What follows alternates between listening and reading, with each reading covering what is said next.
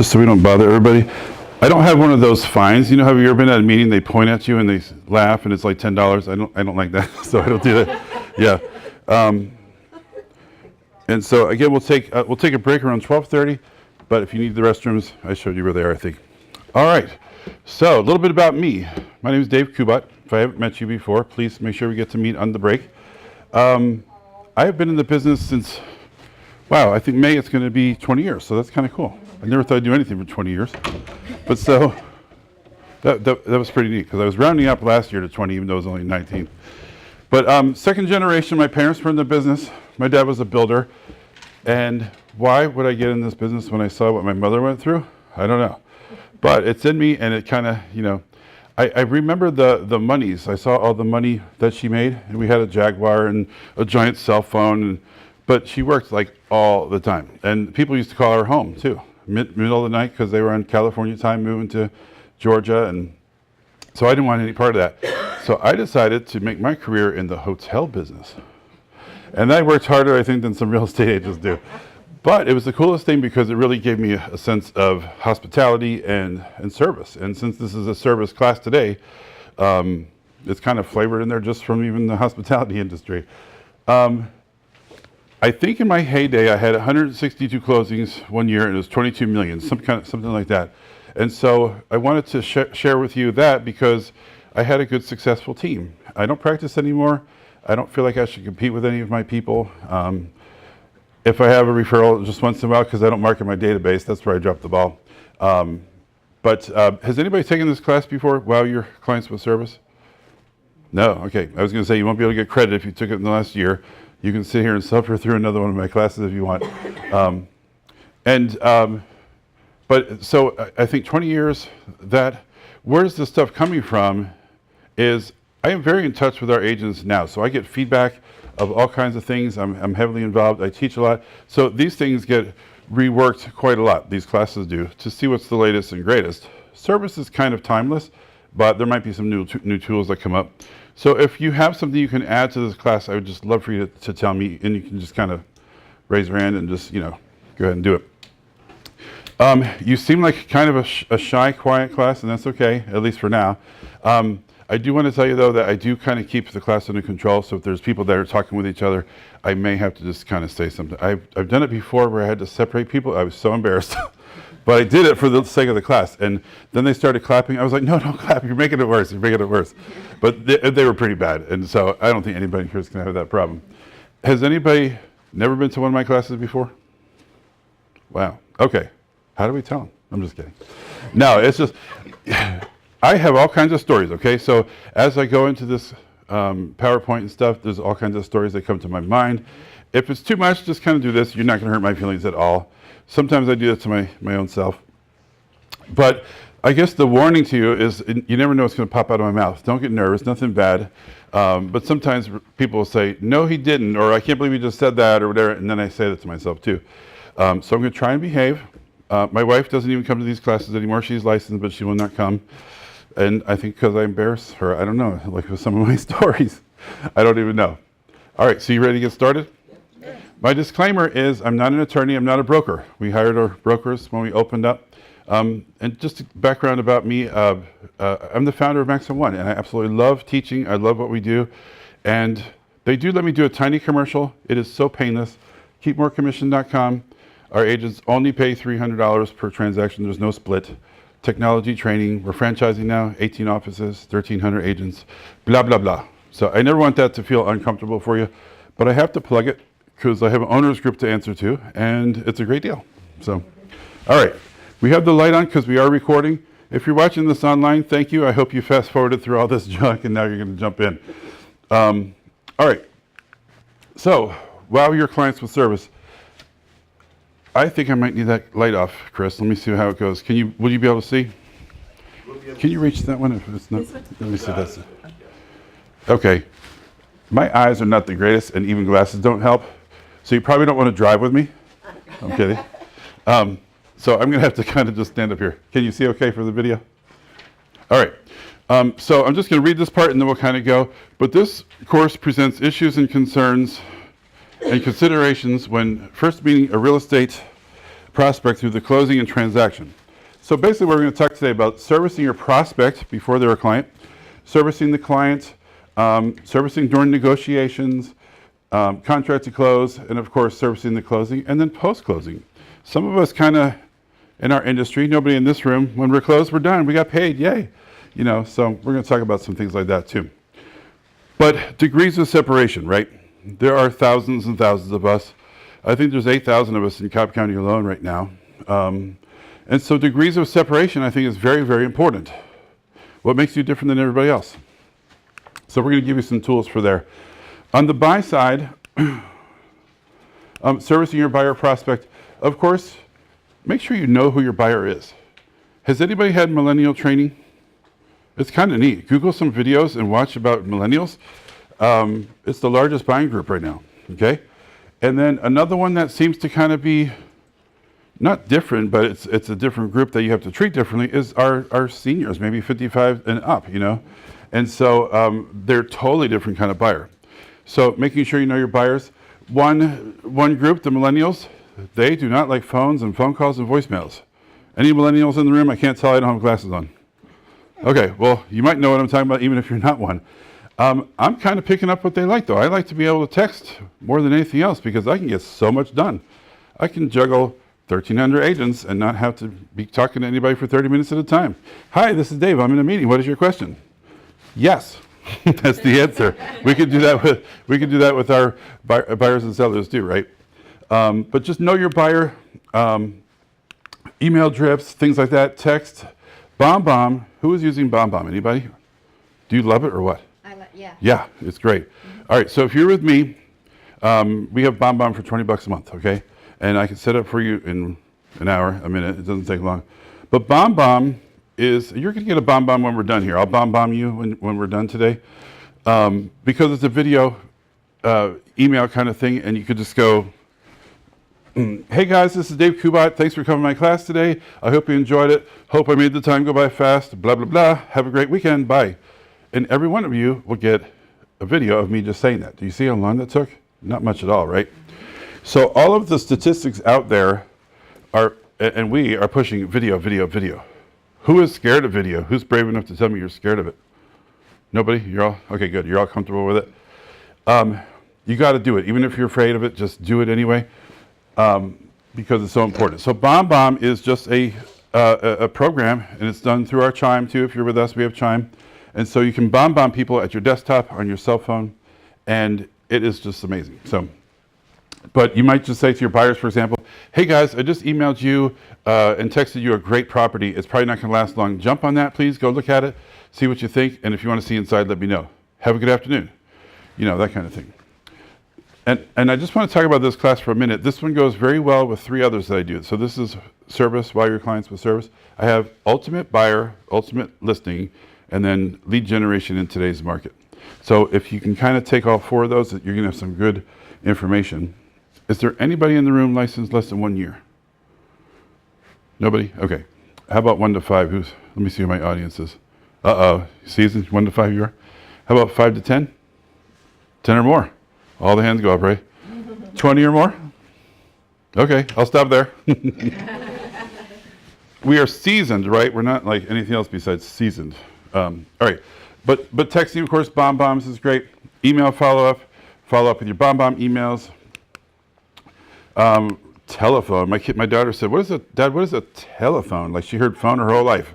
And I used the word telephone the other day, and she said, what is a telephone? But of course, answering your calls if you're going to be doing that. Returning calls promptly. And the return call, in my opinion, can be just a text answer. That's a return, in my opinion. Office visit, your full service website.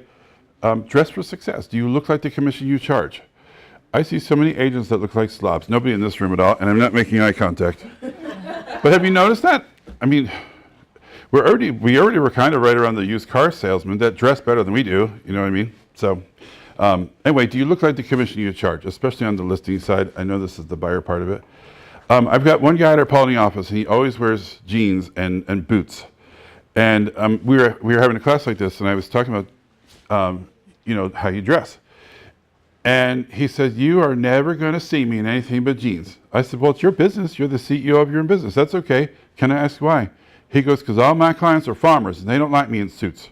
I was like, that makes sense, you know. And it's funny because my first buyer ever was a referral from a lender. And he flew in from wherever, and I lived in Cobb County, I still do, but he wanted to see houses in Stone Mountain. And so this is the whole airport thing, and you got to wine them and dine them thing. That is not true. Do we know this? That's not true. But anyway, I picked him up, and I had my suit on. And finally, he says, can you ditch the suit? So dress for success, but know who your buyer is. It goes back to the top there. All right. So I've got a couple samples here, and I hope it works. I flew in here at the last minute, and I don't know if it's all on. But I have some samples of Bomb Bomb so you can hear it. And then you'll get a taste of it. I don't make anything from Bomb Bomb, by the way, and it's not my company. I'm just letting you know. Hi, good morning, Kristen. My name is Jeff Rubenstein from the Rubenstein Group, Keller Williams Realty here in Northern Colorado. Wanted to reach out to you this morning. Thank you for signing up on our real estate website. Looks like you have some interest in one particular home, especially here in Fort Collins on Hiawatha, as well as set up a listing alert. So I wanted to thank you for that as well. Please feel free to reach out to me with any questions you might have. I also noticed you had not requested a mortgage pre-approval. So if that's something that you would need, we have a preferred lender which we could get in touch with you as well to get that process moving. So I'd love to hear from you. I hope all is great and you're enjoying the holiday season. Please reach out. We'll talk to you soon. Take care. All right, so that was personal to whoever he said. And here's another one. At the very end, you'll see his teeth a lot. So you have to end it nice. Otherwise it freezes on like something horrible. Hi, Becca and Brent. It's Chris Lindahl with RE/MAX Results. Hey, I just want to touch base real quick. I'm just walking into a closing, but I'd love to connect with you guys today. My question is, what is the best phone number to reach you guys at? You can simply reply to this email. You can text me at the phone number listed below, or you can also email me as well. Talk to you guys soon. I look forward to connecting. He is one of the top RE/MAX agents in the country, believe it or not. And the funny thing is, we are a Tom Ferry coaching company, and so we do his thing every month, or every year rather. We pipe it in live through Las Vegas or California, wherever they have. All of our offices have it playing, and we just kind of hang out. But that's where I got introduced to Bomb Bomb. And so that night I wanted to Bomb Bomb everybody that was at my group at West Cobb. And I did like 20 takes. It was ridiculous. I kept on doing over because it wasn't good enough. And it was the next morning, and I was like, I don't think I like this Bomb Bomb thing. This is too much work. And this lady came up on the screen when we were watching it live, and she goes, I just want to talk about Bomb Bomb for a minute. She goes, I'm not getting paid, and they didn't even know I was going to do this, but I asked, and I thought I would just do it. I think it was just for me. But she was like saying to the group, she was explaining how she does all these takes, and it takes forever, and she started hating it. I was like, well, that's what I was just thinking about, And she goes, but I just one day woke up, and I looked in the mirror, and I said, this is what your clients see. Just deal with it. And I was like, that spoke so high to me. So the last one I did last week was, I was in my pajamas. I have clothes on, but my hair was total bedhead and stuff, because I was teaching a class, and I want to remind everybody. I forgot this morning. But but you would have had bedhead this morning too. But I thought, I'm just going to do it, because I really wanted to do it. And so it was part of my thing. But that really spoke to me. So if you're worried about this, now those were direct to the people. You heard him call them by name, right? So it was probably, one was a website, and then the other one was something he was just following up with them. This one she pre-recorded, which I like how you can do these, for the website traffic. So we talked about email drip campaigns on the previous slide. One of your drips could be just like first one. And when you set up a drip campaign, day 0 is like today. So she did it on day 1, so it's a little more personal and doesn't sound like it's repeated, because she says, looks like you looked at my website yesterday. So I thought that was brilliant on her point. Hi, Stephanie. I am the team coordinator for nestinginnashville.com. I believe you stopped by our website yesterday, and I just wanted to follow up, say hello, put a face to the name, and let you know that we're here to answer any questions that you might have. I realize that you might be months or even years away from buying any real estate in Nashville, and that's A-OK. We've been in business since 2003, and we are not going anywhere. So take your time and let us know if you have any questions along the way. I've included a couple of links below. If you'd like additional services, feel free to check those links out and let us know if we can answer any questions for you. Thanks. So you see, none of them are really perfect. It's just kind of talking, and the people that are seeing that get to see the real person, you know. And so studies have shown, especially with millennials, they don't like all perfect and polished, and you know, they want to see the real thing.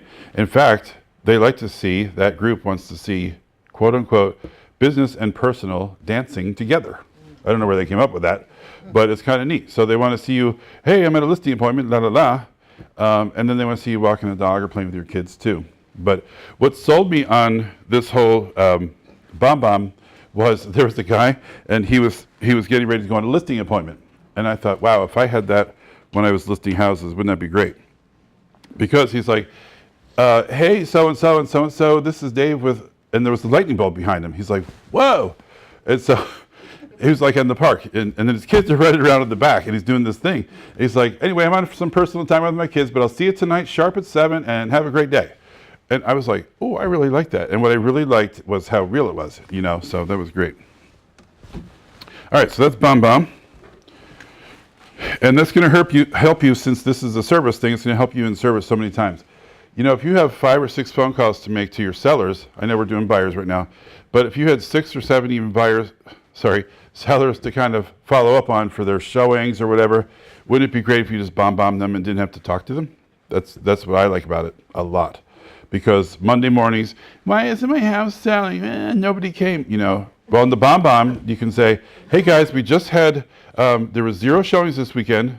So statistics and the National Association of Realtors does tell us that's a price issue. So we need to talk about that. And I'm still going to insist you go ahead and replace that pink carpet. So we can talk later, but I just want to reach out. Isn't that easier on a video than having to talk to them about it? I prepared myself and them for the phone call. So there's a buyer presentation you can go over with your buyers, just another service thing. All of y'all are going to get an email from me that is a link to a Dropbox account. So all these things I'm talking about today will be available to you. So if you like this buyer presentation, I'm not showing you the whole thing, but it'll be on your link as well. And you might not even have one. And I would just advocate, just talking about the buyer's class for a minute, advocate making sure you meet with somebody at an office or somewhere that's really professional just the first time, instead of jumping in the car like we always have done our whole careers. You know, all of you raised your hand, most of you are seasoned.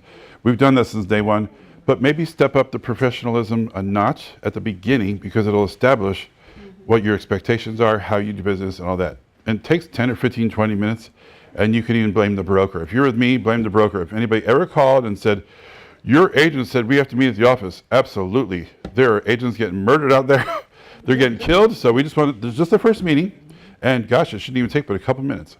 So is that okay, or whatever? I don't know if it's what we say, but I like to always offer stuff. Again, this is a service class, so you have things.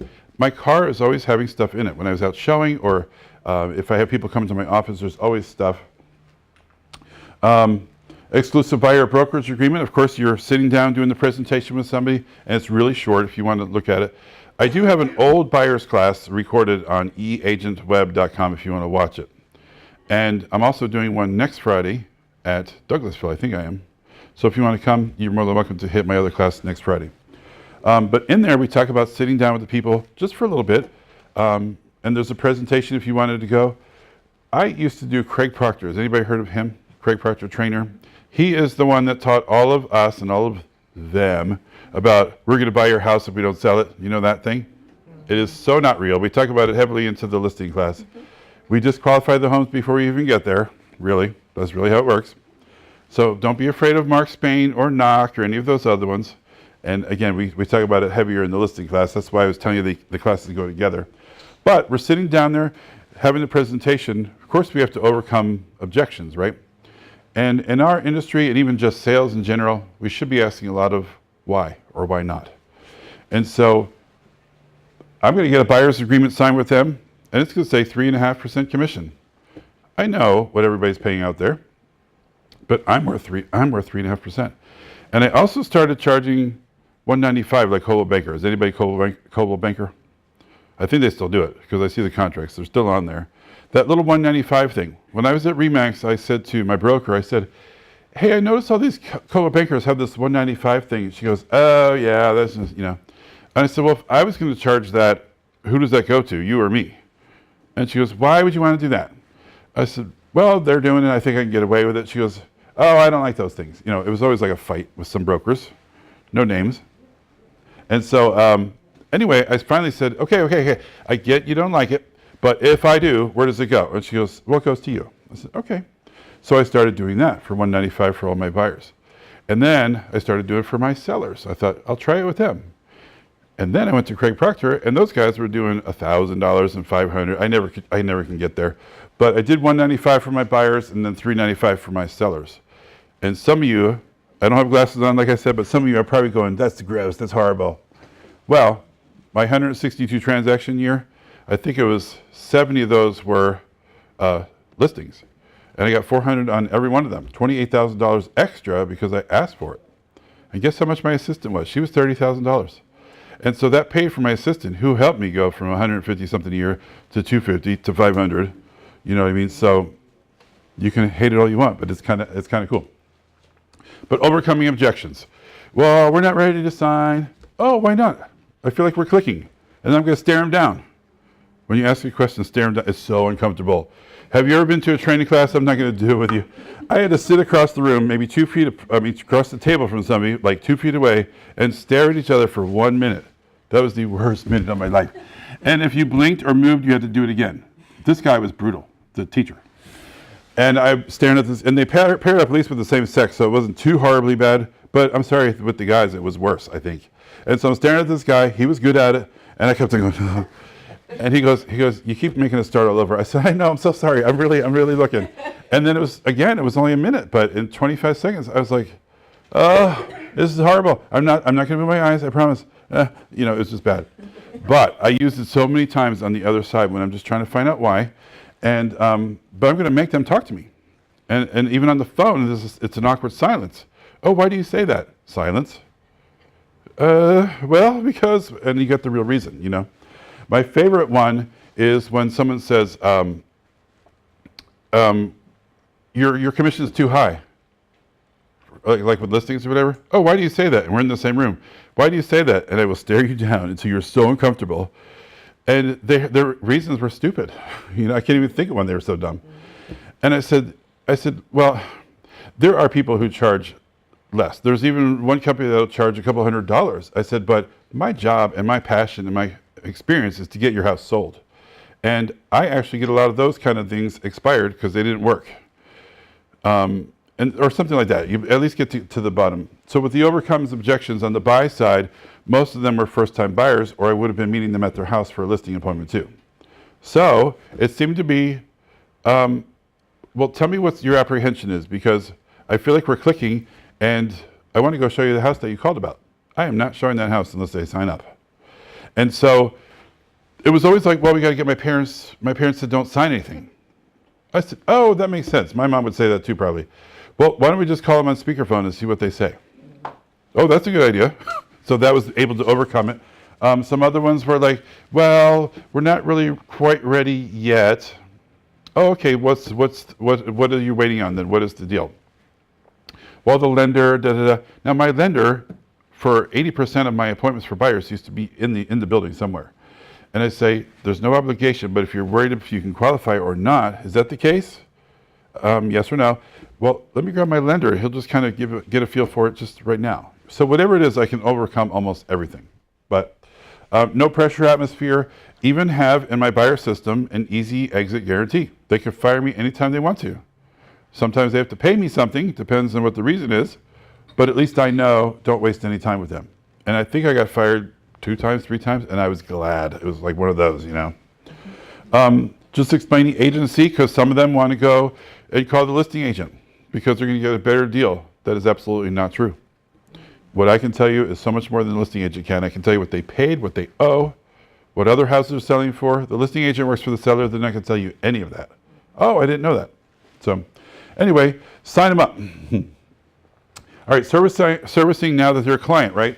We want to, well, we did the presentation, expectations, importance of the mortgage pre-approval. What I like about the expectations are, and if you use my buyer presentation, it talks about it talks about what to do when they see a house and how they shouldn't bypass you and things like that. And you can shorten it if you want or just tweak it. But the mortgage pre-approval puts them in a more competitive environment, that kind of a thing. Types of financing, and stay on top of this, of course. You may have a buyer that qualifies, but they're like, we can't buy because we have no cash. Awesome. Do you know about Georgia Dream? No, I never heard of that. Well, I've got $5,000 down payment for you for your assistance. So hold that thought. Let's call the guy up and see if he's in the building, and he can explain that to you. You know, types of sales, things like that. But buyer expectations, we need to talk about these things: time frames, finances, credit report, always having their checkbook. Always having their checkbook, right? On buyer contracts, to me, I don't think I want to go ahead and find or wait 3 days and have to remember with my 6 buyers I'm juggling that I don't have the earnest money on hand. You know, and if the contract says I have to do it in 3 days and when we don't do it, I look bad. They're in default, you know. So always have the checkbook. Don't change your financial status. Here's a question. Yeah. Of course, talking about millennials and stuff, they don't have checkbooks, correct? They have, Right. correct, you're right, They yeah. don't have checkbooks, and they do internet banking and all that good stuff, you know, that type of thing. So what I find is, I put them on the limbs, you know, I need a check, and they're like, oh, checkbook. To go to the bank, get a certified check, I was like, what's that? Right. It's, you know, you have to know what it is that they do that can substitute line items such as that. And I had to explain, you know, what they need to do. And he was like, oh, I didn't know you could do that. Well, answer me this, because I'm not out in the field anymore. Is the lender still requiring a check to go through that account so they can document that into their? They're requiring some type of, check or certified check or something that. So certified check is okay? Yes. Okay. Mhm. So, all right, so that's going to be a thing that we have to talk about them up front, you know, if they don't have a checkbook. All right, you caught me off guard with that one, yeah. And it's been that way for a while, right? Yeah, they don't seem to really have checkbooks. Well, I don't write that many, but we do. To go open one, Yeah, and they did. yeah. But you see, the Said thing. I'd only use it for this one check. I said, I don't care. Yeah. The thing about it though is that when they get the check at the bank, it doesn't have their name on it, and so they, you know, you get starter checks, right? Yes. The starter checks don't have their names on it, and some brokers will not accept those because they don't have their names on it.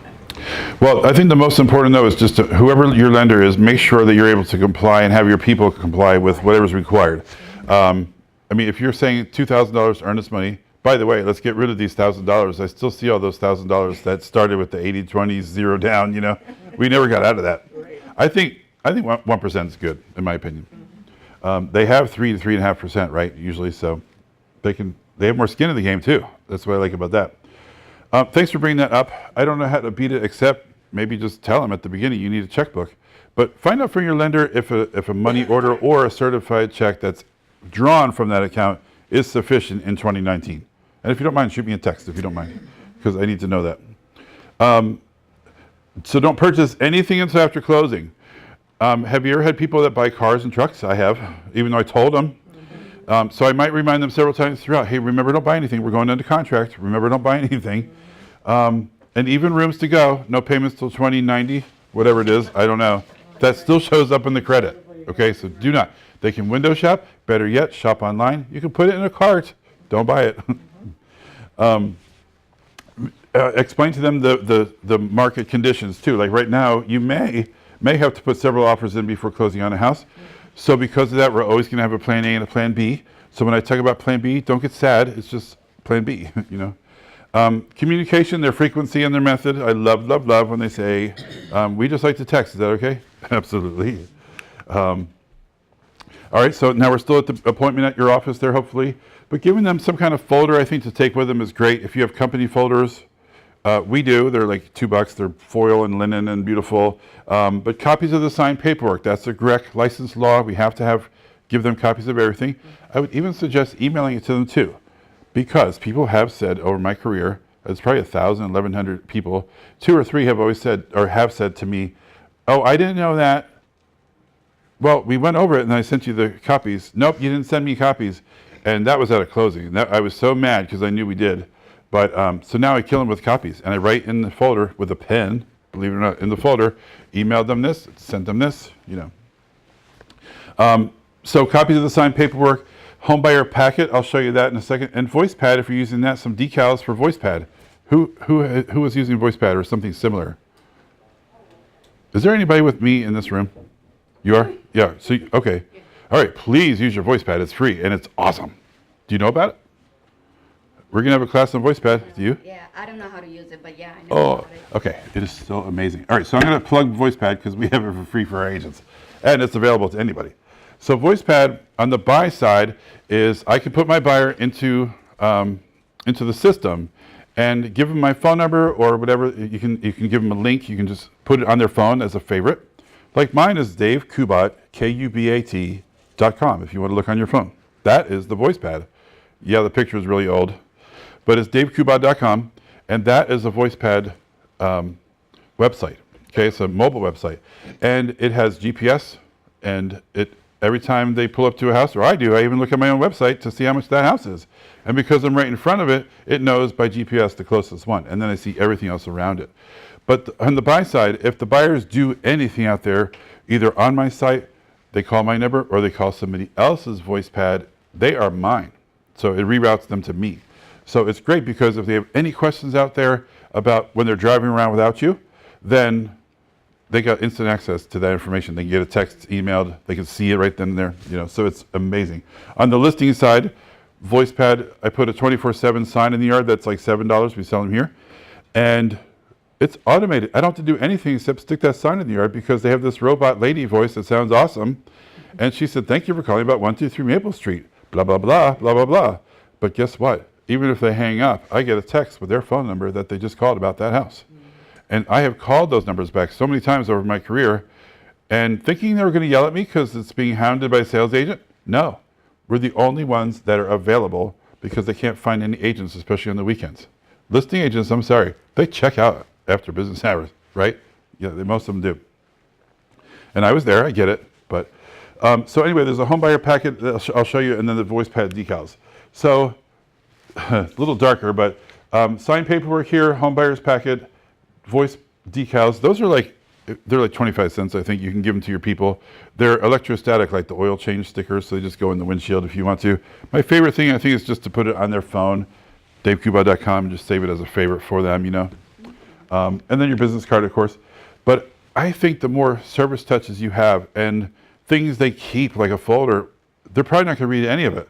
But you have proof that you send them papers because, I didn't get signed. Well, it was in that blue folder I gave you. Oh, I didn't know where that is. It doesn't matter. You are required to pay me 3.5%, whatever it is, we're going back. And so, but that's there. So I think they'll have that for years and years and years because they don't throw stuff away like that for some reason. So here's what those things look like. That is our number. You can call it anytime and you'll see how it works. So on your link that I'm going to send you, there's 2 home buyer packets.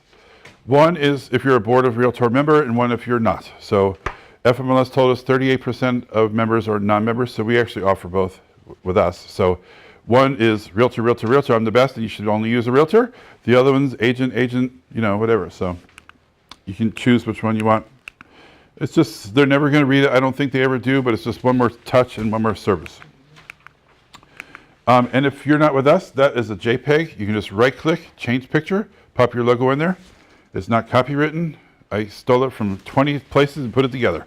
So there's no copyright in there. But glossaries and stuff, you'll have that probably S personality or C personality that's going to read everything and make sure it's all in there.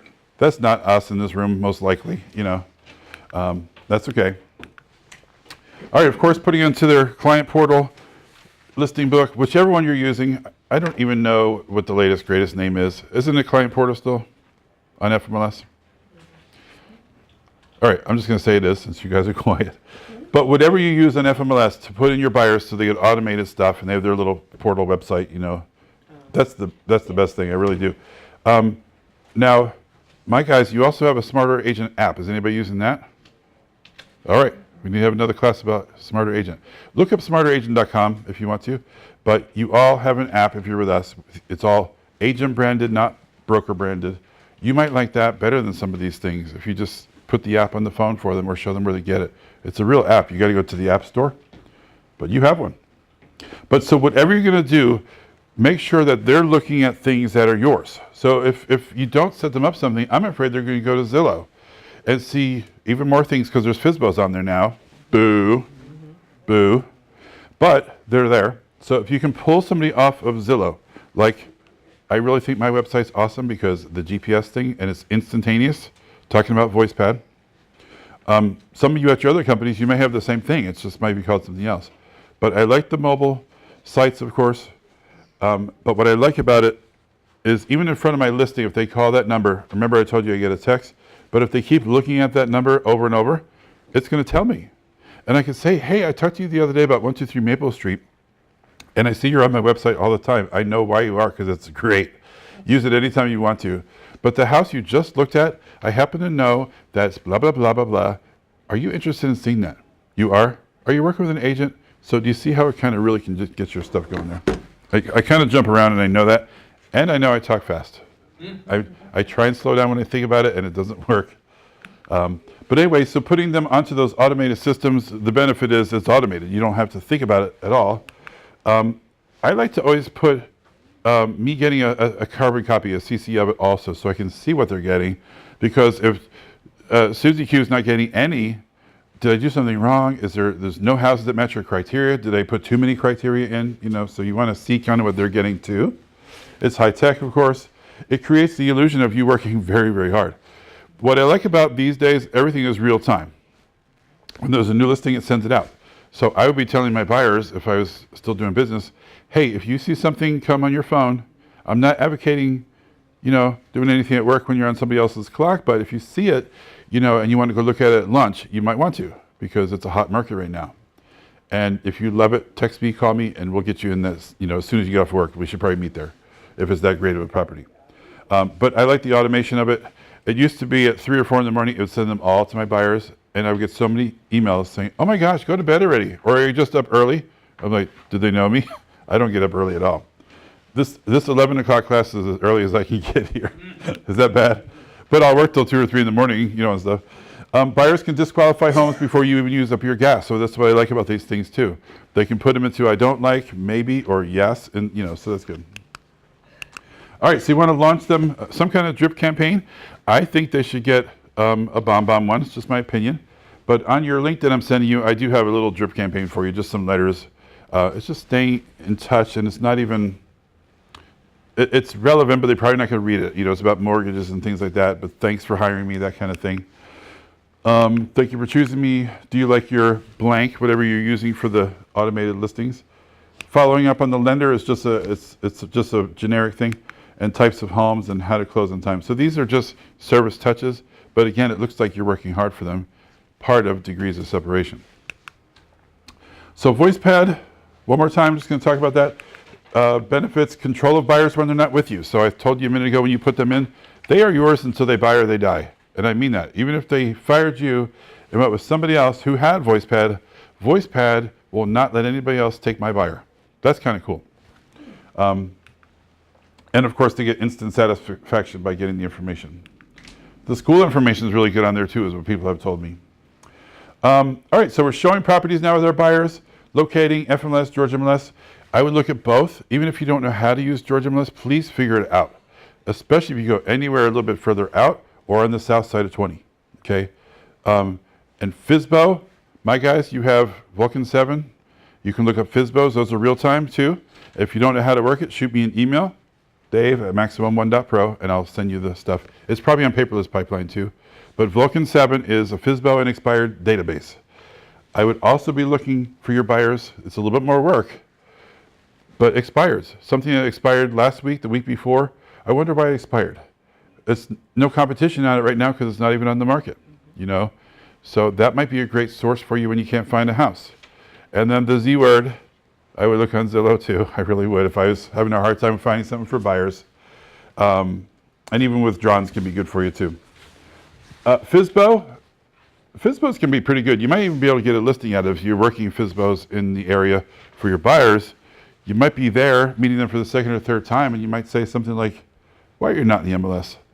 Do you know there are programs out there for $500? There are, Duffy, right?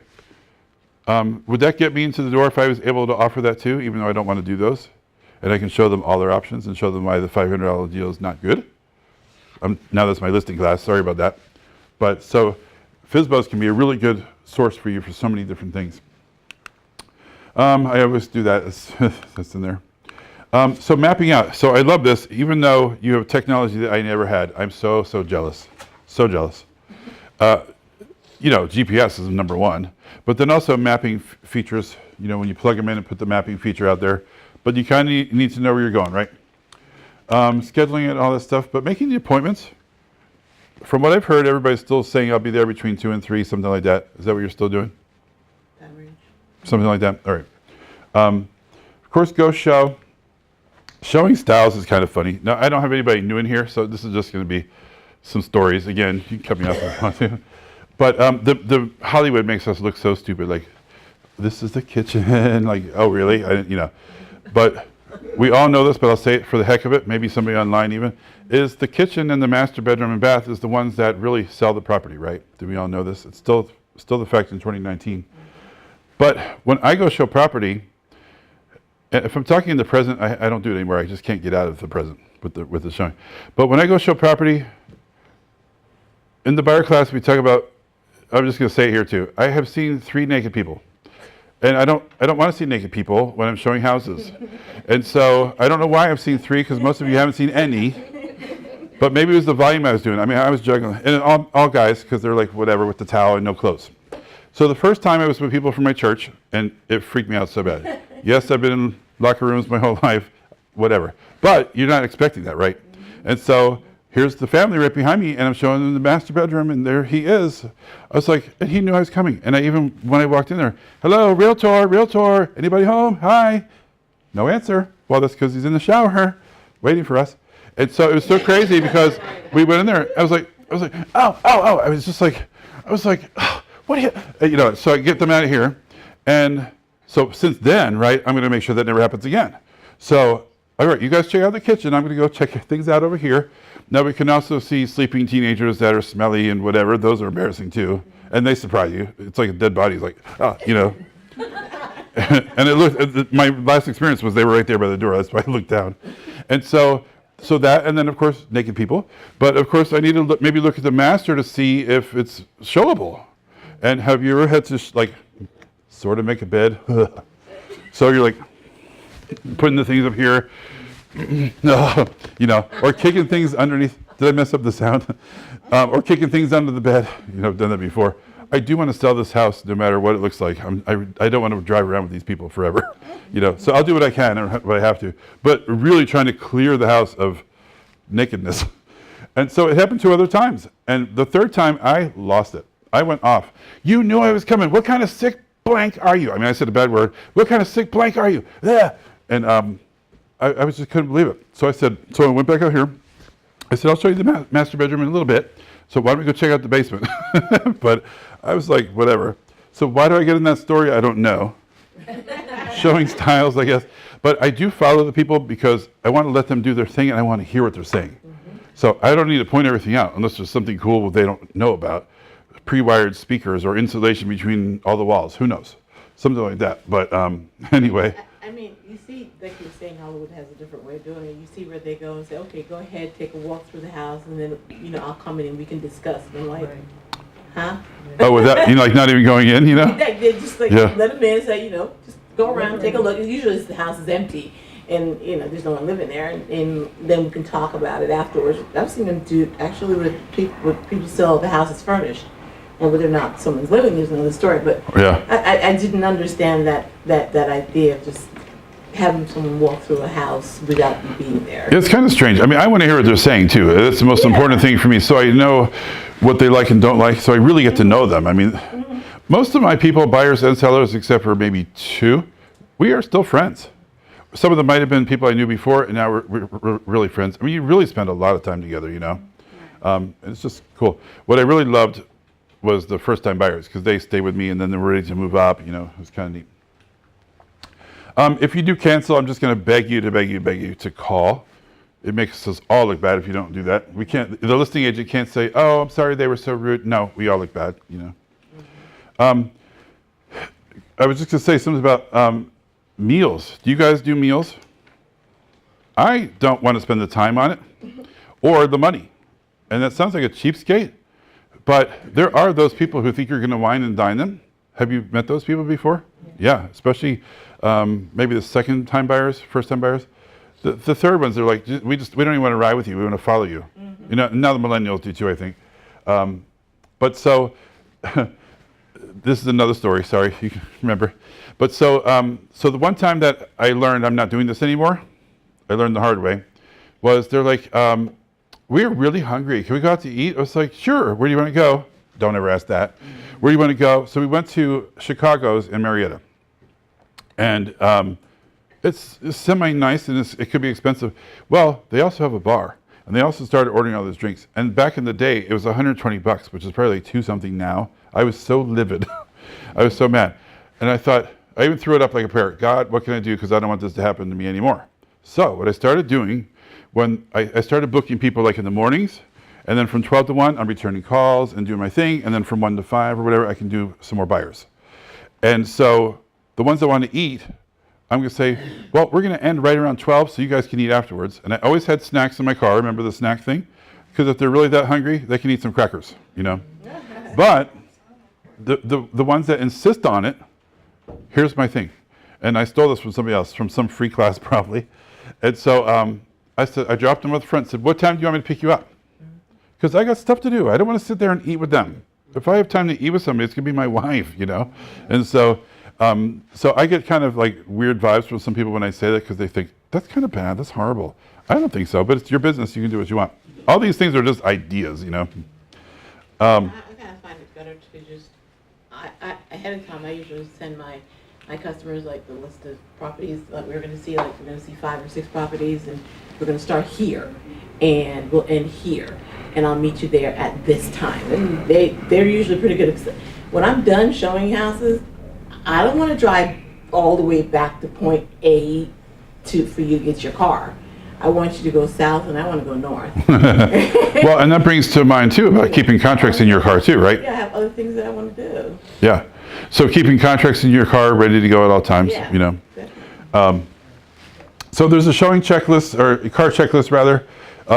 And you probably already know what you have in your car. Mine had a big giant thing and it had all these things in it. But GPS, cell phone, tape measure. I like those ones where you can just kind of point and it gives you the dimensions. You'll be surprised how much people are really wanting to measure things. I don't know why. But umbrellas, tissues, paper towels, yes, the FMLS area map or some kind of area map or a tablet that has Google Maps so you can see it bigger.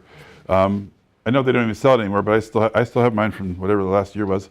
Bottled water, snacks, blank contracts on all the exhibits you might need, buyer brokerage agreement. Hopefully we already have that one done. HUD forms, if you're showing HUDs, they're mixed in there nowadays. So calculator, mud shoes. If you end up doing, you know, brand new construction, you will ruin a lot of shoes. You know, you could. Breath mints, pens, and stuff like that. But being above the average agent, having all these things, being proactive, Band-Aids, you know, if they need anything, just you got it in your car, you will shine and you'll have degrees of separation. All right, so helping them. My suggestion still today would be just making them copies of everything you're looking at with the printout, even though it's a waste of paper. You can also email them the link, but I think people like paper. Making notes on, giving them a folder if they don't have it would be a good idea, I think. Using the benchmark method. For your new first-time buyers, which is your favorite house, and getting really involved. And everything else is now compared to that one every time you leave a house. All right, how does that compare to our favorite? I think we like this one better. So are you telling me this is your number one choice right now? Okay, great. So I'm going to take my notes, run it in there. Oh, take them out to eat. Hold your ears because it's going to be a bang, I think. Yeah. I was a little bit too early. But you found the property, of course. Woohoo! That's like fun when you find it. But making an offer, negotiating, what is your strategy? I like to get people on the speakerphone. And the agent, if you can reach him or her and say, hey, we're sending you an offer on 123 Maple Street. We don't want to go back and forth. So what is important to your seller so we can address it in the offer? That will make them start blabbing about stuff you wouldn't even know. Well, their divorce is final and they're so sick of each other, da da da. That happened to me once. Another one's like, their new home's ready and just sitting there waiting for, oh, really? Okay, are there any other offers? Yes. Okay, how many other offers are there? Well, I have 2 right now, and somebody else said, or there's none, whatever. They just start spilling the beans. And what's funny is I like to kind of prep my people as saying, this is why I'm doing this. This is my experience where it comes in handy. And when they start doing that, I was like, like I told you, they kind of like, you know, like, because they do, they start spilling the beans. Now, a lot of times you can't reach them. But special tips, you might want to pick which ones you use or not to use, depending on the environment you're in. If it's a buyer's, if it's a buyer's market, you can ask for more things. If it's seller's market, you need to ask for minimal. My suggestion for anybody in this room is to not close on a Monday or Friday. Monday are so hairy, we don't know why. And then Fridays, you have crying people with moving trucks full of furniture, and they're just so upset because it doesn't close, or didn't close. So I think Tuesday for Thursdays. Also, not after the 25th of the month, unless you need every single penny of that interest, hence the 30th closing trends. It's a zoo. It's a zoo. And I like peaceful. I like to be able to say, hey, we're going to be about 15 minutes late. My clients just called me, and there's not like 20 behind us, you know. And I like where the attorney is just chill and just kind of doing their thing. I have teenagers, so I can say chill. And so, another thing is a handwritten letter to the seller. I've done that ever since the Women's of Council real estate meeting I went to in 2005, I think. There was a speaker there, and he talked about these letters. And it is, hey, Mr. and Mrs. Smith, this is Dave and Ann Kubat, if we were the buyers. We love your house, so we're putting an offer in on it. And I love what you did with the backyard, da-da-da-da. This house seems to be great for us. We have 2 kids, da-da-da. Now, you have to be careful with this nowadays because fair housing. So in the old days, we would send a picture. Here's us, aren't we cute? Never do that anymore. So they should not know about you too much, except that you like this and this about the property. So if you kind of go by the guidelines of the licensed law class, if y'all have taken that at all, we're talking about fair housing is about the property, not the people. So even, you know, I would just leave it at that. So just be careful on those as the agent if you're doing those, but they're so effective. I mean, I have in my buyer's class, I've got 4 samples that were real true stories. One, I'll just tell you quickly, one was my friend's mother, and she was a widow, and she was a missionary, and she was broke, and she sold her house in Vermont and moved here, and that's all she had. And so we kind of put that in paper, and she made herself look really bad. I was like, there was no lies. There was no lies. I'm like, wow, you did a great job. But she was this old, crippled widow lady with, you know, orphans. And so anyway, it was a Fannie Mae house, or Freddie, one of those two. And this one agent in Douglasville or Paulding County really had every listing. I can't remember her name to save my life. Never talked to her, never started her closing. She called me and said, hey, this is so-and-so. I said, you're actually a real person, not like a phantom? And she's like, yeah. And so anyway, she goes, I got your letter about your lady. Oh my gosh, she's so sweet. I was like, quiet, right? Being quiet. She goes, do not tell anybody. I will make sure she gets this house. I said, okay, thanks. You know, so not right. And I wouldn't tell you her name even like if I could remember. But so that worked, right? And then another time I had a true ranch. To me, that's with 1 step from the garage to the kitchen. 1 or 2, but 1 is better. A true ranch, not drive under everything. And the letter was beautiful. She had, my buyer had 2 children in wheelchairs, and they had a split foyer home. And they were too big now. She couldn't carry them upstairs to bathe them. And so she laid that out and said, your hardwood floors work for the wheelchairs, and the way you did the backyard, they can actually get outside and get some fresh air. Well, guess what? The seller was in a wheelchair. And so we actually beat other people out. How would she have known that if we didn't do the letter? So I really like the letters. Just be careful for the fair housing thing. We don't want to say what we are, anything, you know, even with same sex, not same sex. I just would just be so about the property, okay? So if you want to do those, that's great. Of course, advocating. In my mother's day, everybody used to meet at the table and talk to the seller. And then that was sub-agency. And then buyer agency came around, and then we didn't do that anymore.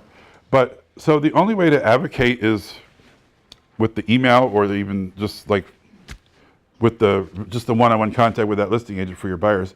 You can present in person if they will allow it, but it's hard. And if you're still faxing, the fax cover sheet could be great. I don't see anybody faxing anymore. But so that's the only place you can really advocate. This is that speakerphone thing. I'm sorry, it went out of order because this was like, a lot of people didn't know who this is. Since none of you are millennials, you know who this is. I don't know why, but she was my favorite. I don't really know why. It doesn't matter. But okay, looking at comps together with the buyers, determining offer price closing date and all those things, getting loan commitment letter from the lender. Remember though, you all probably know this, that the letter needs to be reflected the price that you're offering, not that they qualify for 300 and you're offering 250 or 150 and you're offering 250, whatever. I think it's good to submit those with your offers. Buyer's letter to the seller we just talked about. Working on it all together. What kind of inspection contingencies, due diligence period, items to remain with the property. I'm going to suggest, highly suggest, all my people, you really, really should, is do it on the bill of sale, okay? So if there's any kind of appraisal issue and you've got a John Deere and a Sub-Zero and all this stuff on the contract, they might back out some of those items, what they might think they can get at a garage sale price, whatever. But if you have it on the bill of sale and it's all zeros, supposedly you're great to go, is what they say. Closing and possession, since this is the buy side, when do we want possession? At closing, right? Yeah. A savvy listing agent is not going to do that. My personal on listings was a minimum of 2 days. That way, if we don't close, I call them up and say, hey guys, we are not closing. I'm not sure what the problem is, but I'll get back to you. I'm on it. Versus, I know you're moving trucks full on your driveway. We are not closing. That is a nightmare. It's a real one I had once. Yeah. So that's my reason for these stories, is to scare you into maybe learning from me, not just hearing like that might happen. It did happen, you know. The warranty, of course, I think I've never sold a house without a warranty. The 2 times I had to buy it, I was happy to do it because I want to be able to see these people at Publix or church and give them a hug, a neck hug and stuff. There's only one, there's only one buyer in East Cobb that if I ever see them, I blocked it out. I can't even remember their names, but I will run if I ever see them at Trader Joe's or whatever, because it was so messed up. And I can tell you that story later, but, and I couldn't even make it right. It was one of those things. All right, I'll just tell you because it's a good story. Yeah. All right, it might be in here somewhere, but I've got to tell you this. So if you have somebody staying a little bit later, the seller staying later, I think on the buy side, you have got to have some kind of money held on the side in escrow to make sure they leave it like they're supposed to. Okay, I've done that my whole career, but this one, the buyers and the sellers were getting together without me. There was a hot tub and a pool, and the buyers went over there to learn how to use the hot tub, and then they got in the hot tub and they're doing all these things I didn't want to know. But I didn't realize it until we visited the house, and they were acting like best friends. Well, they were getting to be best friends. And I was like, oh, so you guys act like you're partying together. And they're like, we are. I'm like, oh, I was kidding. I mean, really? And I said, can I see you guys outside? And they're like, sure. So I take my buyers outside. I said, what's going on? Well, we started coming over, and so we can learn about the hot tub, and then we had dinner and some drinks, and it was just so much fun, and we really liked them. I said, I have no leverage anymore, and we weren't even under contract yet. I have no leverage with them at all because of what you're doing. Please promise me, look me in the eyes, do not come back over here until we are closed and done, or we schedule some walkthrough, and I'm there. And they're like, okay. Well, we're making the offer, and the people want a week to stay there. And I'm like, no, we're not doing a week. Oh, it's okay. No, I don't want to do a week. So I fought with them, they won. And I said, well, let's hold some money back in escrow because it's a big house. It was my biggest sale ever. And they're like, nope, we don't need to. And so it's one of those things where I kind of judged these people. They had maids and Mercedes and jewelry and wealthy, and I prejudged them to have class. They had 0 class. They left that place so disgusting. So I did my final walkthrough before closing. Well, why? Because they were staying a week, but I did it anyway. The house was still there, I guess. But they moved in a week later, and they called me just so upset, crying. And I wish I would have insisted. I would definitely insist today about keeping that money in escrow because there was so much damage. They took curtains and mirrors and light fixtures. Oh my! I mean, they took everything, you know, and. It would have been great if I said, you know what, we have $2,000 to play with. Let me send my cleaning people over there because it was trash. I don't even know how they scratched the marble foyer. I don't know. So it would have been so good if I had that money, but I didn't. And my commission was huge. But remember that year, how horrible everything was? 7, 8, 9, 10, 11, 12? No, 7, 8, 9. I was getting ready to lose my house. So I needed every penny. I couldn't even chip in even because, you know, I didn't. If I ever see them, I might just give them a check so I can sleep better. I mean, I'm still thinking about that. But I will. They're the only ones I can think of that if I see them at Publix or Trader Joe's, I'm like, I think that's them. Oh no. And I don't go that much because I don't live over there, but the 2 times I went recently, I was like, I hope I don't see them. I hope I don't see them. But at that point, I'm sure they said to themselves, my realtor told me, he told me not to. Oh, I should have insisted. They did blame me. And I said, well, how can you blame me when I wanted to keep that money and you didn't? And they still blamed me. And anyway, so they can work on the handwritten letter while we do the offer, okay? Offer the hospitality items, again, is my thing. So legal description, my guys, you all know you have access for free for GSCCCA. That's okay, good. You can also get them from the county nowadays, but that is so easy. It's the real warranty deeds right there. What I like to do is just print that or print one of them from somewhere and just write Exhibit A on the top. So that is our legal description. And what happens is when something's going south, the attorney says, what does the legal description look like? That's the first question. And so you got to have that solid if you're trying to keep a deal together. All right, so additional contract highlights might be addressed on there. Can I beg everybody to use the counteroffer forms? I am still seeing things literally scratched through, time dated, initialed, and scanned again, and it's so confusing. So for 5 years, bless you, for 5 years, I did not know this in my career. I was so busy, I didn't take any training classes, nothing. And I didn't know that only the original offer and the last counter offer are the only things that existed. The ones in between do not exist, so probably everybody in this room knows, but I have to say it just in case. So does everybody know what I just said and agree? Anybody disagree? Okay. And I was fighting with somebody once. I was like, no, it was on the second one. They're like, that doesn't exist. I was like, well, sure it does. Why not? And anyway, so I learned from a seasoned agent, but my competition. So anyway, so their earnest money, again, I would like to break away as an industry from the 1000s. I still see them all the time. Closing costs. Hey, back to earnest money. I don't think any attorney should be holding it. I think the worst broker in the world should be better than an attorney. And here's why. 3 days, we're going to get, the earnest money is due in 3 days. And we have the attorneys holding it. Well, I don't know about you. I wasn't good at paperwork. Still would not be. So 5 days, I'm like, oh crap, did they get the earnest money? Hi, Susie from such and such and such and such. Did you guys get the earnest money for 123 Maple Street? Dave, what are you talking about?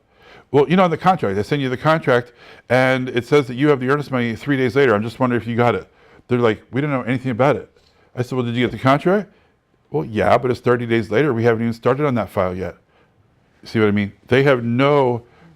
Now, there's a new form for GAR that, I forget its name, but there is an attorney acknowledging that they will be the holder and adhere to the terms of the contract, but that's such a crazy thing.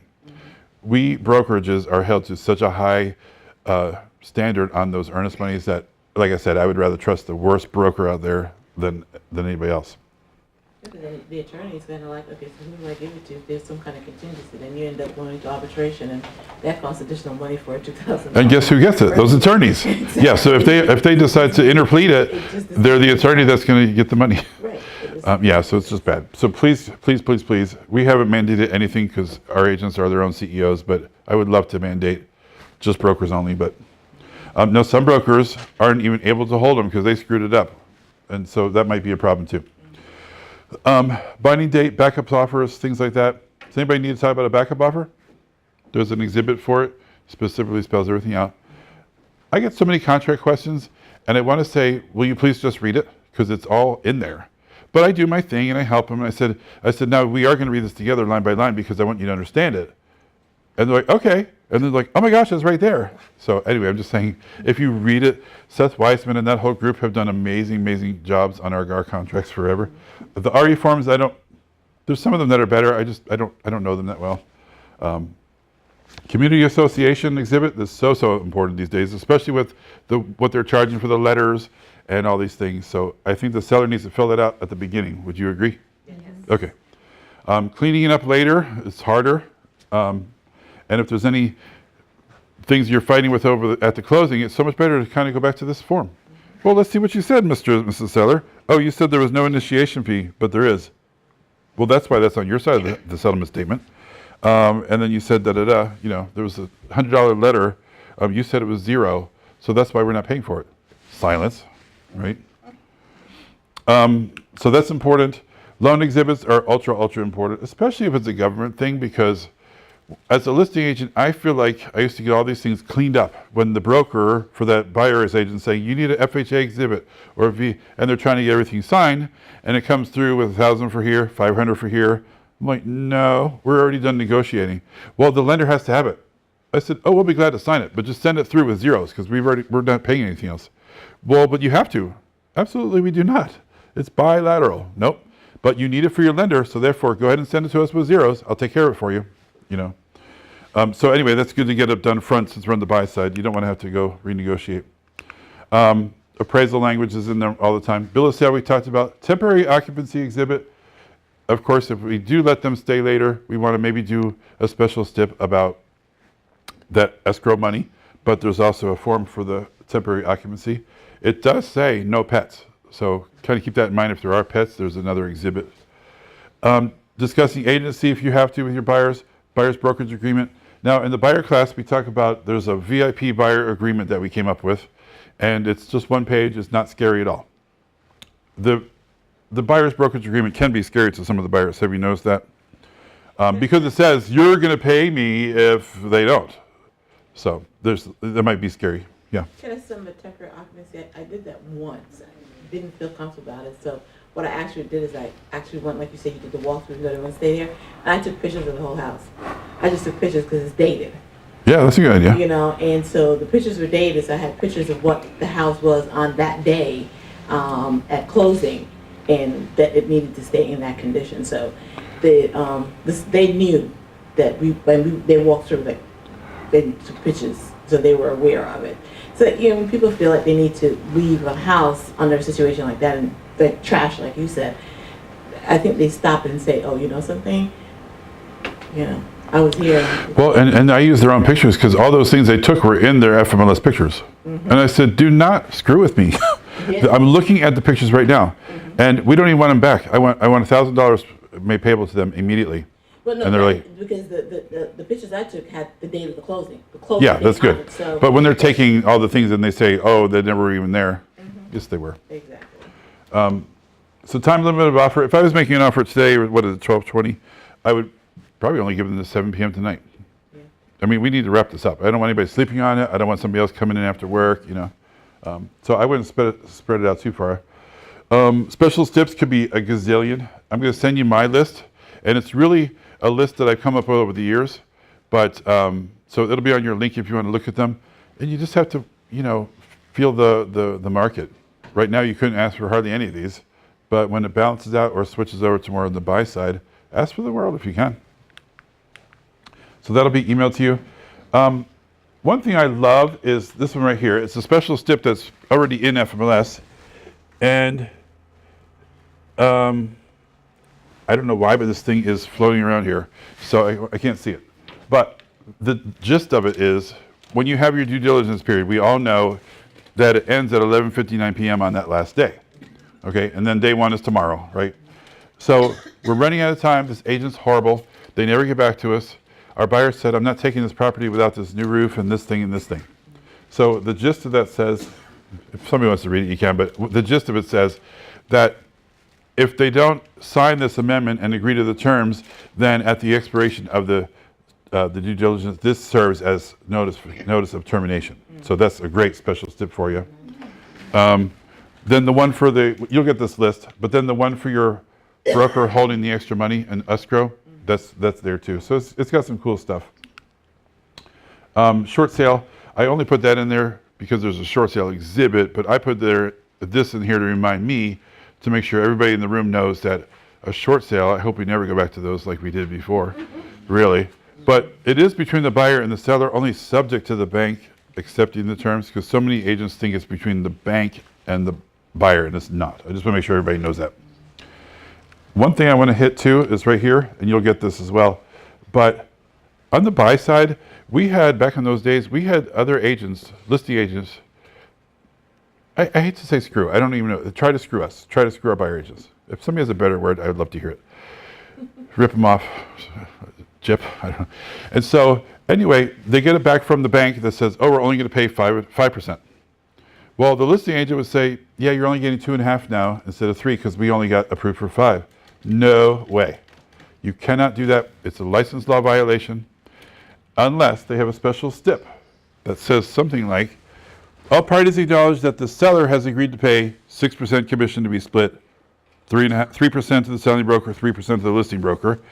In the event current mortgage lender does not approve the current commission agreement for the sale of property, both selling and listing brokers agree to equally reduce their commission. Now they can go ahead and give you whatever it is, okay? But without that, no way. And we won every one of those. We fought with the other side. In fact, the brokers are like, yeah, it's yours. I'll take care of it. Because they cannot just cut our commissions.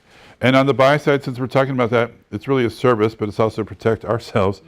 Print the FMLS and the Georgia MLS and put it in your file too. So you see what advertised commissions there if we need it for later. I love that commission agreement. It should be done immediately, but so many agents do it later when they're cleaning everything up. And on the buy side, I don't want to depend on somebody else and their morality or immorality to do the right thing. You know what I mean? So I think you should get that done at the beginning. All right, going over the contract together though, it's all in the front as you know, but I suggest you turn it and flip to each section so you can kind of reference back to it. Questions, are you comfortable? I would definitely be slowing my conversation down, especially with a first-time buyer, and talk gently, and and that'll be like, all right, sign here. No, I'm just kidding. But about the check, remind them about that. Tell them that you'll be presenting the offer to the seller, and that you'll get back to them, and I would say keep your word on that. It's very rare that I'm not my own agent, so I did a deal in Alabama, and I bought it, and I was like, did you hear back from them? I kept on texting, like, did you hear? No, not yet. I was like, oh my gosh, this laid back thing, I can't handle it. But so I got a feel for what the buyers do feel like, so keep your word on that. Even if you just texted them once an hour, no news, I know it's a lot of work, and it's 11 o'clock p.m., you might not get anything, but especially the first time buyers, they're on pins and needles usually. Presenting your offer, of course, we used to meet with the agents like we talked about, with the sellers rather. So you have to advocate. We talked about that already. Buyer's letters. Befriending the listing agent. They should be your best friend. They are your best tool for the whole deal, keeping it together. Your listing's amazing. It looks so good. Boy, did you do the staging yourself? Wow. I mean, whatever you have to do. Mine wasn't fake. It was real, but, Here's a sample of that letter. I was talking about there's several of them, and you'll get those on your link if you want to look at them. Again, ask a lot of whys. You might be surprised by when you explain to your client their why, that they go, oh, that makes sense. Okay, well, and they're a little bit more flexible. But if you just said they came back at full price, oh, please tell me why you're doing that, because with the comps I looked at, well, there's a sale that just happened that's not showing up in the comps. You can look on Real Valuator or Zillow, and it's $10,000 more than we're asking. Oh, thank you for sharing that. Now I can bring it back. I just made it up. I don't know. But using heartstrings from the buyer's letter, taking blame if something backfires, that's always huge. I've done that several times. It kept the deal together. We came in too low, and they didn't even counter full price. They said, no, we're rejecting it. And I was like, all right, listing agent, what's going on? Did I offend somebody? Oh, your buyers are so unreasonable. My seller's like, absolutely not. I said, oh, please tell them that was me. I was a little bit too aggressive. I said, they are the sweetest people. I said, just counter will make this work. Okay. So, so that's taking the blame. I don't care if they hate me. They're going to go on my database after the closing anyway. Both sides usually do, Verbal is faster, of course, and a lot of us still do it, I know, but get it in writing ASAP, because if it's not in writing, we don't have it. We all know that, right? You may have to be a courier and work late. I'm okay with that. All right, so you're under contract. This I learned from by referral only. Has anybody taken any of their courses over the years? It was pretty neat. But they had a list of turbulence items, and there was 80-something or 90-something, 88 things that could go wrong with a transaction. And it's one of those things where I know how to handle all those, or I know who can, So the strategy from by referral only was to go ahead and put your name and logo on this thing, laminate it, put magnets on it, and say, put this on your fridge until we're done. Because I might call you and say number 2's happening, but I got it. And so this is where I transitioned with this training from hospitality, hide everything from the guests, they don't need to know anything, everything's lovely, to tooting my own horn and saying, oh, I'm working my tail off for you, and now I got to go over here and do this, so hang tight. I got to go all the way to Conyers, and I hope not. But so that's kind of cool. But what I loved about it was, so if I'm the pilot of this real estate transaction, then I'm going to ask you to please stay out of the cockpit. That was my favorite thing right there. That was worth paying that money for by referral only just for that, for me. Stay out of the cockpit. All right, under contract, we're almost ready for a break. Under contract, the buyer servicing, this is where they are depending on you for everything. And this is where you could and should be really, really tooting your own horn because they have no idea what we do. Have you ever been somewhere and say, oh, real estate agents make too much money for just showing houses? I want to crawl through whatever, slap them, punch them, kill them. I don't know. But I am now bold enough. When I turned 50, I was just like, this mouth just goes. I'm like, hey, wait a minute, you know. And so I would be saying, what gives you that idea? And I'm going to stare him down. I'll take my little practices I do. What gives you that crazy idea? Well, you know, I want to hear what this is. But there's been, in my sphere of influence, so many of my friends, wives, and some of the husbands got their licenses. I must have made it look so easy and fun that they just, and they're not in the business now. They didn't last long at all. In fact, our first agent ever was one that just did that. She was my friend's wife, and I really must have made it so fun. And they're just like, you know what, you need to get your license, what the husband said, because we just paid him, it was $9,000. What? Well, I didn't keep it all, of course. It was Keller Williams, and they took a chunk. That's okay. But I worked my face off. You know, they had no idea. So anyway, I don't know why I told you that story. See what I mean with the stories? It's just too much sometimes for myself. Earnest money issues, of course. Certified funds is what we're looking for nowadays. If you have a certain, like 5,000 or higher, I think. Make sure the funds go to the holder, of course, whoever's listed there. Paperwork to the broker and the client, of course. Congratulations letter. That's going to be on your link also. I just came up with one. GAR has an important dates and times form. That's pretty good too. But I do like that service touch of saying, okay, you've got to do this by this time. And so even though I sent it to them, I would also highlight, hey, don't forget about number 2 and 3. Those are critical. And we only have like 3 more days or whatever it is, you know. So holding their hands, but I have tools to help me hold their hands better and keep me servicing without even really thinking sometimes too. It's like this is just a system, I guess. So you'll get a copy of the letter. Again, it's probably got a logo on there. Just change it if you're not that company. Conforming legible copies. From what I hear, you don't do those hardly at all anymore. Is that true still? The cleaned up copies, I know we don't do 8, so we get blue signatures. Thank you, Lord. Remember that? That was terrible. We'd fight over who's doing the 8. Are you doing the cleanup copies? No, you can't. Well, the buyer agent usually does. You know, you fight back and forth. Be careful on these cleaned up copies, conforming copies, if you do them, because there's language in there that says if this agreement conflicts with any previously written or verbal offers, this shall control, or this one supersedes all others. So, true story again. Sorry. A brand new agent decided not to call me and say, can you help me with my contract? So she did it on her own with a seasoned agent who was yucky. We'll just say yucky. That's a good word.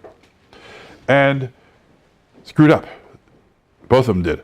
The listing agent, the seasoned agent, actually was $3,000 off. Like she messed something up and she didn't, but the cleaned up copy had it all nice and fixed for her.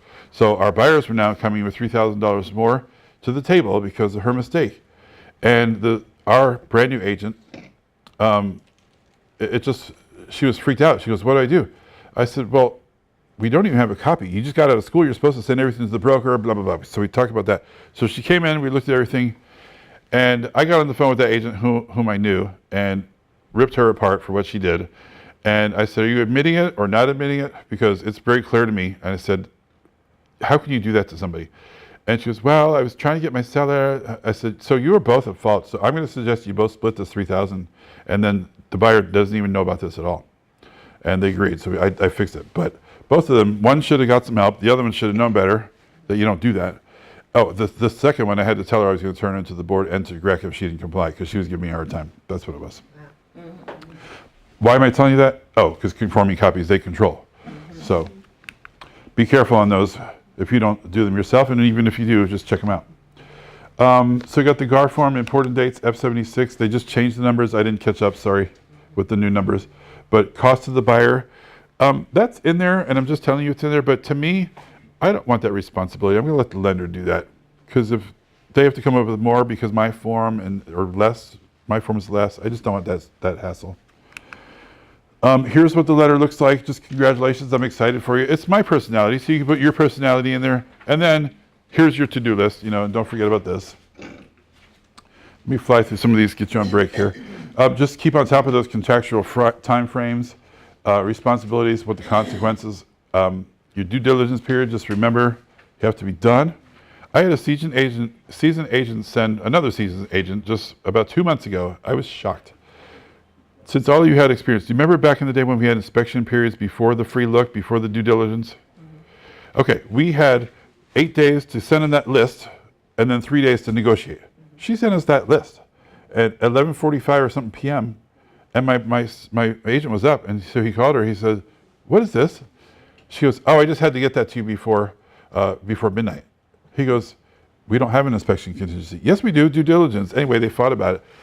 That is only for the strategy of doing an inspection period, but due diligence has to be done negotiating before 11:59 p.m. on that last day, or the buyer takes the house as is. So I don't know if she was on something, or maybe she was in the hospital, had pain medicine. I don't know, because this is a really good agent. And so I talked to her. I said, "So-and-so, we are out of time on that deal. What is going on?" Because we weren't going to call our people at 11:45 p.m. because you did that, And the sellers did a few things, but the other agent, the seasoned agent on the buy side, did have to eat a lot because she misinformed her people and she didn't want to get sued or whatever. So due diligence, appraisal, financing, special steps, we kind of talked about those.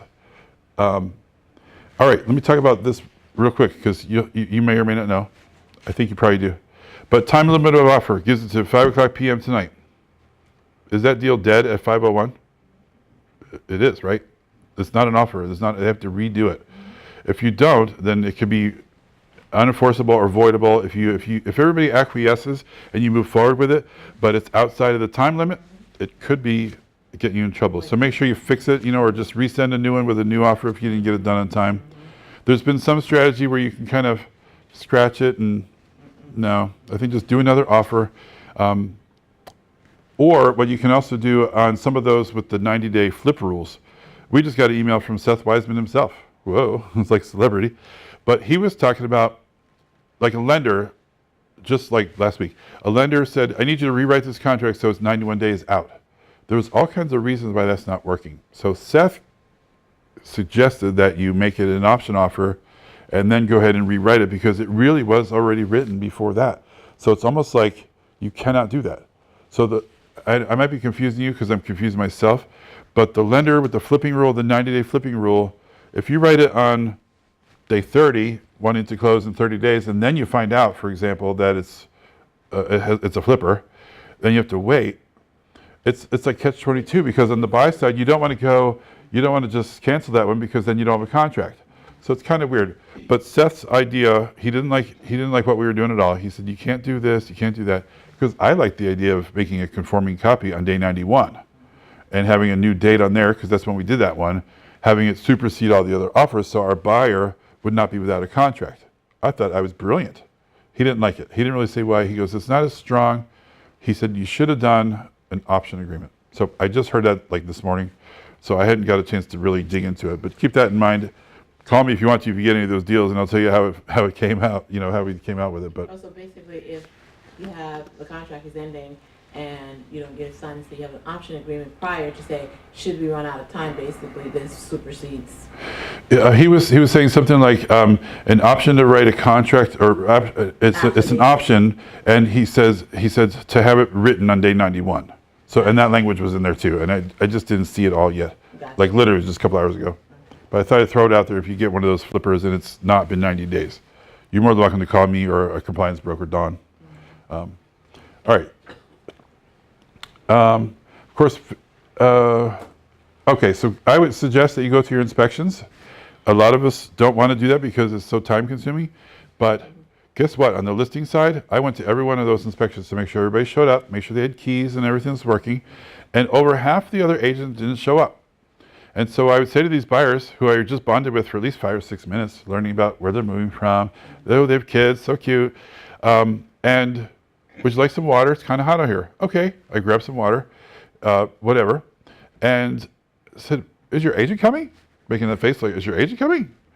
And not quite like that, but well, we thought she might, it's like, oh wow, well, all right, well, I'm getting ready to leave. I just really came to make sure you're okay. So do you have any questions? I'll be glad to answer for you. So I am now their little helpers. I'm not stepping over any lines. I'm just seeing if they're okay. And at the closing table, it's kind of like a little reunion. I was like, and I make sure it is. I was like, hey, good to see you guys. And the other agent, about half the time, would say, how do you know them? Oh, at the inspection. And you see them. So anyway, so I stole those people. After closing, they went into my database. They got a nice big thank you and enjoy your house. If I was bold, now that I'm 50, I might be 50 something. I might bring them some pizzas on moving day. I don't know. You never know. But you know how many houses I sold over and over and over because of that? I didn't cross over the lines. It was the brokerage agreement is over at the closing. And I went to my listing to make sure everybody showed. I didn't do anything wrong. But I love that. You showed customer service. Thank you. And this is a service class. Yeah. But go to the inspection. You can stay the entire time if you want to. I suggest it because I know it's a couple hours, but when you're actually going to try and negotiate some of these things, if you're going by report, you don't even know what it is. It's just, you could even say to the other agent that says, nope, that's a new roof. No, I saw binoculars with my own eyes. There's divots in there from hail, it looks like. So that's why we were requesting whatever, And don't let your inspector be a deal killer. Who trumps a deal killer? Professional, like an expert. Oh, this floor in the basement's cracked. The sky's falling. No, it's not. That's not structural. I learned that from AquaGuard. But it needs to be fixed, so that's $100. On the wall, it's a different story. And there's things that can fix those. Maybe it's $1,500, maybe it's $2,000, but it has a lifetime warranty. It's not the end of the world, right? All right, so kind of do that. Remember, ask whys, all that kind of stuff. Your loan, of course, you want to immediately inform the loan officer when your contract is ratified. Send them a copy. You guys okay for a few more minutes before the break? All right. Ask your loan officer where the buyers stand, of course, in the process. But one thing I want to share with you is to make sure your lender knows how you do business. So for my buyers, I don't want an appraisal done until after our inspection is done, due diligence is over. Those loan officers that want to get everything done, I'm crossing off my list and I got your appraisal done already? Why would you do that? We don't even know if we're getting this property. So we don't want to waste $300 or $400 on an appraisal, So make sure they know that with your buyers especially. I hope they would do that with everybody. But clear to close is also like, whoa, I love those. Make sure you let everybody know, of course. And just be involved in the loan process. I know TRID and CFPB separates us out. Your buyer can share anything he or she wants to with you. Be in the loop. Know what their rates are. Make sure they're not getting ripped off. Terms and all that stuff too. A couple other to-dos. Send a list of moving companies, moving checklist, source for boxes. You can even automate these things like with your CRM. I had everything so automated and it was great. So I would just go buyer closing 1, Joe and Betty Smith. Well, they got a congratulations letter. They got this and then they got something else. So there was buyer closing 1 was certain things that happened from the closing date. Buyer closing 2 was actually backing out from the closing date. So like 5 days before, 6 days before, do this, this, and this, So you can really automate that stuff. Utilities, of course, give them the list. Get it from the listing agent, of course. All right.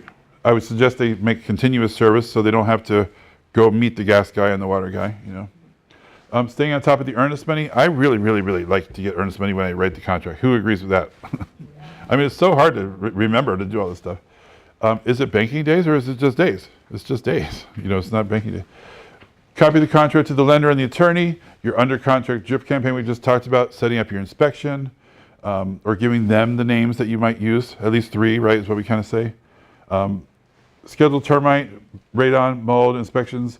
Your closing, of course. Remember, we had some guidelines about before the 25th. Maybe you want to adopt that, not on a Monday or a Friday.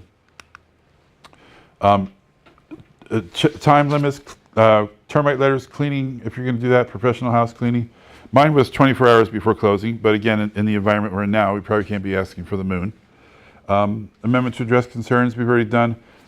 Your warranty, make sure that's ordered. HOA information, appraisal, see if there's a CPS code needed. Your termite bond, copy the closing statement early, which we have to do it now anyway by law, but it's so nice to get that early and then you kind of No surprises at the closing, which I hate those. Remember, they're going to make checks to the payable to themselves, but if it's more than how much, they have to do a wire. 5,000, right? If it's more than 5,000, they have to do a wire. Items needed to bring to closing is just another touch. If you want to go ahead and adopt it, it's going to be on your link. If you want to just send that to them, make it one of your emails. And then pre-closing walkthrough. I'm not a morning person, but I think I'm going to close at 11 and then do my walkthrough 9 or 10. See how it is, and then just go right there. My suggestion is let them follow you. You do not want to ride together. I promise you, I promise you, I promise you. If things happen, I would just like to say, I'll just talk to you later. I don't want them in my car. And I certainly don't want to be in their car, you know. All right, items needed to bring to closing is right there. It's just something you can send to them. We talked about that, got all that. All right, the rest for the buyers here is just going over the finalized settlement statement. If it's changed, I think you should always do a closing pouch. You know those people I stole from the other side? I would say, how come you didn't hire your other agent or at least talk to them? I couldn't even remember who they were, but you sent me all these things in the mail. Oh, okay. Do you have a copy of your warranty deed? Then they go find their folder, and there's the people's name and number. It's like, ah. So I don't even need that anymore. I'll just get it off with GSCCA, you know. But let them do Google and Zillow reviews for you. Okay, we have got to be, I don't know what the word is, crazy about getting those things. Tenacious about getting those things. If you have somebody that doesn't know you, they're going to Google you. The millennials are going to check you out online too. Google yourself, see what it says. If it's nothing there, it's better than bad stuff, but start making them. Go to your old clients if you don't have any and see if you can get some testimonials. Make it easy. Send them a link. Hey, I'm going to send you a link for a review since everybody seems to be leaning on Google so much. Is that okay? I just bought a new car. No, my wife did. She had hers. And then when we did the oil change, he sent me a thing. He said, hey, can you give me a review? I'll send you a $25 gift card to whatever. Oh, you don't have to. Yeah, just send me the link. Well, he did.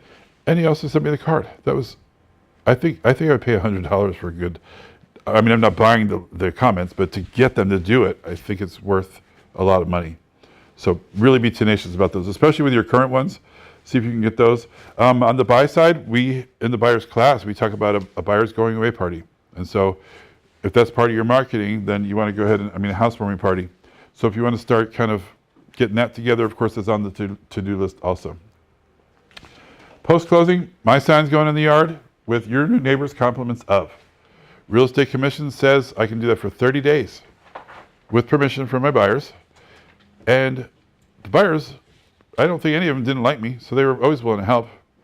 And you can use language like, hey, my business is mostly on referrals, and so I just want to put this in your yard. Are you okay with that? Silence. What are they going to say? No. Only one did, and I said, tell me why. Well, I don't want to have to mow around it. Oh, how about I put it in the bed right there? Yeah, that works. You know, I did my why, and I found out why. But, so it's covering up the for sale, right? And I found out that these on most of your signs should do that as well. So anyway, 30 days for that. On the listing side, you can actually just keep it out there for 10 days without even asking. All right, thank you card, of course, reminding them of the housewarming party. The survey, you can use SurveyMonkey, or if you want to be old school and send them a real survey to fill out by hand, it depends on who your buyer is. Give them a self-addressed stamped envelope too. I like SurveyMonkey though. Make sure you add follow-up plans to your contact management. Birthdays we got from the closing attorneys probably, or if you know them, but make sure they're getting birthday cards from you. You might be the only one that sends it one day, and that means a lot. That's a true story too. The guy called me, I didn't even remember him. He said, hey, I got your birthday card. I was like, good.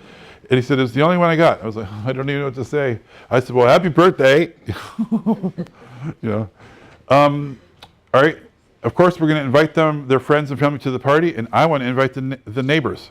Now, this is from our lead generation class. This is to get people in my database that I have met, the have met database. And so, yeah, it looks good that you're doing this for your buyers and sellers, but I really want to increase my database with all these people who love these people who love me. Did I say that? That's kind of cool. I need to write it down. Invitation, you're the party planner or your assistant is homestead exemption information. Send it right away. They don't have to wait till a certain day anymore. Send it out there. Here's what I would do is put the closing statement into an envelope, write their address on it, put it in a box, and then in January just mail them all out for their taxes. Some people love it and some people, but I had several people over the years said, thanks for sending that. So that's kind of a good thing too.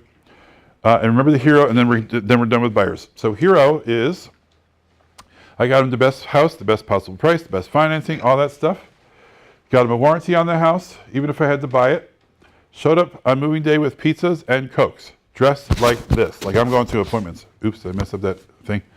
I'm going on appointments, so I want to look like I am busy today, but I stopped by to make time for you to bring you pizzas and Cokes. Well, the real reason for the close is because one time it happened to me where the guy was like, can you help me move that thing? I was like, sure. I was there for 3 hours and I was not happy. So I thought, Lord, how do I make this not happen again? You know? So I have appointments all day with my family, but here's some pizza and Cokes. So that was another hero thing I did. Of course, making the call, how's the house? Scary. It used to be scary for me. I don't know what I was scared of.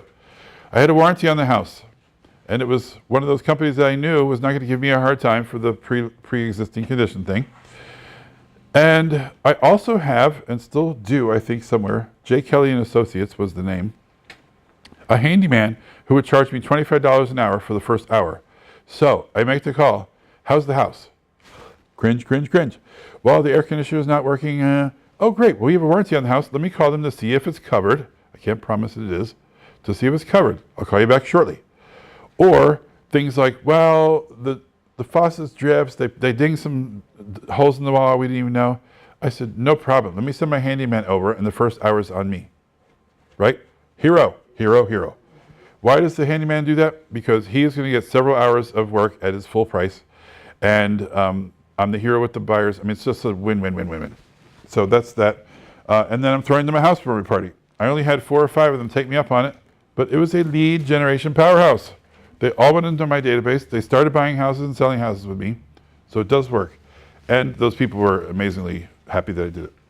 Most of them were like, no, that's okay. We don't want to. And I was thinking, I really want to do this party. Not to do all that work, but I want those leads in my database. All right. Social media, send all this crazy stuff out. Let's take a break. All right. You want to take a 15-minute break that we have built in, or do you want to just take a quickie and come right back and I'll get you out earlier? Anybody need 15 minutes? Okay. All right. I'll see you in a couple minutes then.